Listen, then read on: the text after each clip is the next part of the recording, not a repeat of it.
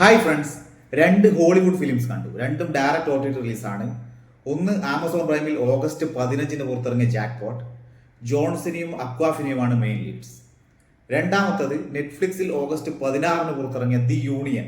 Mark വാൾബർഗും Halle ബെറിയുമാണ് main leads. ആദ്യം ജാക്ക്പോട്ടിനെ കുറിച്ച് സംസാരിക്കാം. 2030-ലാണ് കഥ നടക്കുന്നത്.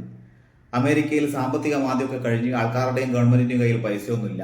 പക്ഷെ ഒരു ലോട്ടറി ഉണ്ട് കാലിഫോർണിയ സംസ്ഥാനത്ത് നറുക്കെടുക്കുന്നത്. അതിൻ്റെ സമ്മാന തുക $3.6 ബില്യൺ. കാലിഫോർണിയയിൽ ആക്ടറാകാൻ വേണ്ടി എത്തുന്ന ഒരു യുവതി, അവർക്ക് ആക്സിഡൻ്റലി ഈ ഒരു ലോട്ടറി അടിക്കുന്നു. പക്ഷെ ഇവിടെ ഒരു പ്രശ്നമുണ്ട്. അന്ന് സൂര്യൻ അസ്തമിക്കുന്നതിന് മുമ്പ് ലോട്ടറി അടിച്ച ആളെ കൊന്നു കഴിഞ്ഞാൽ ആ കൊന്നയാൾക്ക് ലോട്ടറി പ്രൈസ് കിട്ടും. അത് ലീഗലാണ്. പക്ഷെ കൊല്ലാൻ വേണ്ടി ഗണ്ണ് ഉപയോഗിക്കാൻ പാടില്ല. ഈ യുവതി പേര് കാറ്റിക്കും. അക്വാഫിനെയാണ് ഈ ക്യാരക്ടർ അവതരിപ്പിച്ചിരിക്കുന്നത്. അക്വാഫിനെ അറിയാത്തവരുണ്ടെങ്കിൽ നമ്മുടെ ഷാങ്ചി, MCUവിലുള്ള ഷാങ്ചിയുടെ കൂടെ നടക്കുന്ന ആ ഒരു കോമഡിയൊക്കെ അവതരിപ്പിക്കുന്ന നടി, അവരാണ് അക്വാഫിന. അപ്പോൾ അവർക്ക് ഈ ലോട്ടറി അടിച്ച് അവർക്ക് പുറത്തുനിന്നുള്ള ആളായതുകൊണ്ട് ഇതൊന്നും അറിയില്ല, ഇങ്ങനെ ഒരു റൂൾ ഉള്ളത്. അപ്പോൾ അവരെ ഹെൽപ്പ് ചെയ്യാൻ വേണ്ടി ഒരു ഫ്രീലാൻസ് ആയിട്ടുള്ള പ്രൊട്ടക്ട് ചെയ്യാൻ വേണ്ടിയുള്ള ഒരു ഏജന്റ് വരുന്നു, നോയൽ കാസഡി. അത് അവതരിപ്പിച്ചിരിക്കുന്നത് നമ്മുടെ ജോൺസിന. WWE നന്മപരമായ ജോൺസിന എവിടെയും നല്ല രീതിയിൽ നന്മമാരാണ്. പക്ഷേ പെർഫോമൻസ് ഒക്കെ അതിഗംഭീരമാണ്. ജോൺസിനെ ആയിക്കോട്ടെ അക്വാഫിനെ ആയിക്കോട്ടെ, കോമഡിയും അവർ തമ്മിലുള്ള കെമിസ്ട്രി ഒക്കെ കൃത്യമായി വർക്കായിട്ടുണ്ട്. സിനിമയുടെ ജോണർ ആക്ഷൻ കോമഡിയാണ്. നമുക്കറിയാം ജോൺസിന ആക്ഷൻ ചെയ്യാൻ എക്സ്പേർട്ട് ആണ്. അതുപോലെ കോമഡി അദ്ദേഹം നന്നായി കൈകാര്യം ചെയ്യാറുണ്ട്. അക്വാഫിന കോമഡിയിൽ ഫേമസ് ആയ നടിയാണ്. പിന്നെ മെയിൻ വില്ലനായി എത്തിയിരിക്കുന്നത് ഷാങ്ചിയിലെ സിമു ലിയു ആണ്. അദ്ദേഹം കുഴപ്പമൊന്നുമില്ല.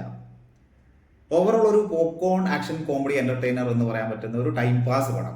ഇത് കാണുമ്പോൾ എനിക്ക് ഓർമ്മ വന്നത്, ഒരു ആണും പെണ്ണും മെയിൻ ലീഡായി വരുമ്പോൾ ഒരു ലവ് ആംഗിൾ ആവശ്യമില്ല എന്നുള്ള കാര്യം ഹോളിവുഡ് സിനിമകളിൽ നിന്ന് ഇന്ത്യൻ സിനിമകൾക്ക് പഠിക്കാൻ പറ്റണം. ഞാൻ ഈ സിനിമക്ക് കൊടുക്കുന്ന റേറ്റിംഗ് 3.5 ഔട്ട് ഓഫ് 5. ഇനി ദി യൂണിയനിലേക്ക് വരാം. മൈക്ക് മക്കന്ന എന്നുള്ളൊരു യുവാവ് എന്ന് പറയാൻ പറ്റില്ല, ഒരു 40-50 വയസ്സിനിടയിലുള്ള ഒരാൾ. ന്യൂജേഴ്സിയിൽ അദ്ദേഹത്തിൻ്റെ സമാധാനപരമായ ജീവിതം നയിക്കലാണ്. അമ്മ, പിന്നെ കുറച്ച് ഫ്രണ്ട്സ്. ഇയാളൊരു കൺസ്ട്രക്ഷൻ വർക്കറാണ്. അപ്പോൾ ഇയാളുടെ ജീവിതത്തിലേക്ക് 20 കൊല്ലം മുമ്പ് ഹൈസ്കൂളിൽ ഇയാളുടെ ലവറായിരുന്ന ഒരു യുവതി വരുന്നതിനൊരു കാരണമുണ്ട്. ഈ യുവതി വർക്ക് ചെയ്യുന്നത് ദി യൂണിയൻ എന്നുള്ളൊരു ഏജൻസിയിലാണ്. അമേരിക്കയിലെ ഒരു രഹസ്യാന്വേഷണ ഏജൻസിയാണ്. അവരുടെ ഒരു മിഷനിൽ ഒരു ഇൻ്റലിജൻസ് സംബന്ധമായ ഒരു സാധനം എതിരാളികളുടെ കയ്യിൽ പെട്ടുപോയി. അപ്പോൾ ഇവർക്ക് റിട്രീവ് ചെയ്യണം. ഈ ഒരു ഇൻ്റലിൻ്റെ ഉള്ളടക്കം എന്താണെന്ന് വെച്ചാൽ, മറ്റുള്ള കൺട്രികളിൽ വർക്ക് ചെയ്ത് ഈ അമേരിക്കൻ സൈനികരുടെ ഡാറ്റ അതിലുണ്ട്. അപ്പോൾ ഇവർക്ക് ഫേമസ് ആയ മുഖങ്ങളൊന്നും ഈ മിഷനിൽ എടുക്കാൻ പറ്റില്ല. അവർക്കൊരു ഫ്രഷ് ഫേസ് വേണം. അപ്പോൾ അതിനു വേണ്ടി ഈ മൈക്കിനെ റിക്രൂട്ട് ചെയ്യാൻ വേണ്ടിയാണ് ഈ യുവതി, പേര് റോക്സാൻ ഹാൾ, എത്തിയിരിക്കുന്നത്. അങ്ങനെ ഇതുവരെ ന്യൂജേഴ്സിക്ക് പുറത്ത് കടക്കാത്ത മൈക്കിനെ കൂട്ടിയിട്ട് ലണ്ടനിലേക്ക് പോവുകയാണ് റോക്സാൻ ഹാൾ. അവിടെ വെച്ച് ഇദ്ദേഹത്തിന് പരിശീലനം കൊടുക്കുന്നു. അതിനുശേഷം മൈക്കും റോക്സാനും ബാക്കിയുള്ള യൂണിയൻ ടീം അംഗങ്ങളും കൂടി നടത്തുന്ന സ്പൈ മിഷനാണ് ഈ സിനിമയുടെ ബേസിക് പ്ലോട്ട്. മൈക്കായിട്ട് മാർക്ക് വാൾബർഗ്, റോക്സാൻ ഹാളായിട്ട് ഹാലി ബെറി, പിന്നെ സ്പൈഡർമാൻ ഫിലിമുകളിലൂടെ ഫേമസ് ആയ JK സിമ്മൺസ് ഒരു പ്രധാനപ്പെട്ട കഥാപാത്രത്തെ അവതരിപ്പിക്കുന്നുണ്ട്. ഈ സിനിമയുടെ നല്ലൊരു വശം എന്താണെന്ന് വെച്ചാൽ ഇതിലെല്ലാം ഉണ്ട്.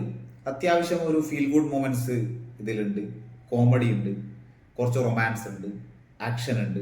അങ്ങനെ ഞാൻ ജാക്ക്പോട്ടിനെ കുറിച്ച് പറഞ്ഞ പോലെ തന്നെ മറ്റൊരു പോപ്കോൺ ടൈം പാസ് എന്റർടൈനറാണ് ദി യൂണിയൻ.